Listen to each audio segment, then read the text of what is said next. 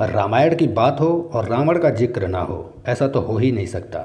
ऐसा कहा जाता है कि रावण की कमजोरी उसकी नाभि में छिपी हुई थी। इस बारे में सिर्फ उसका परिवार ही जानता था।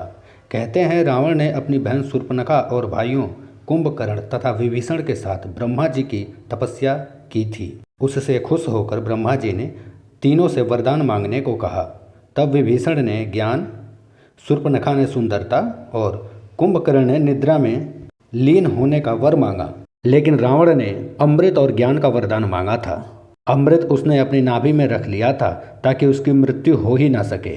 रावण के आख्यानों में उसके मर्म स्थानों का उल्लेख मिलता है, जिसके अनुसार रावण की मृत्यु किसी प्रकार के आयोजन अथवा उसके शरीर के किसी विशेष अंग को भेदन करने से ही हो सकती है। अध्यात्म रामायण में वर्णन मिलता है, जब श्री राम और रावण युद्ध अंतिम समय पर पहुंचा तो भगवान श्री राम ने रावण पर बाणों की वर्षा कर दी थी, लेकिन उसके सिर और भुजाएं कटने पर भी वे फिर से प्रकट हो जाते थे। श्री राम इस चिंता में पड़ गए कि आखिर उसे किस तरह से मारा जाए। तब विभीषण ने कहा कि हे राम, ब्रह्मा जी ने इसे वरदान दिया है कि इसकी भुजाएं और मस्तिष्क बार बार कट जाने के बाद भी पुनः उग जाएंगे।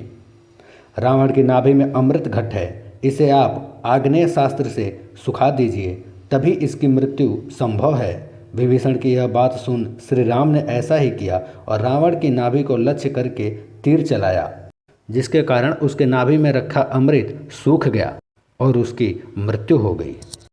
रावण ने तो पहले ब्रह्मा जी से अमरत्व का वरदान मांगा था, लेकिन ब्रह्मा जी के मना करने पर उसके बाद रावण ने ऐसा वरदान मांगा जिसमें कोई भी रावण की मृत्यु ना कर सके शामिल था। लेकिन उस वरदान में मानव और बंदरों का नाम नहीं लिया था रावण ने, जिस वजह से भगवान नारायण रामावतार में मनुष्य रूप धारण करके रावण का अंत किया था।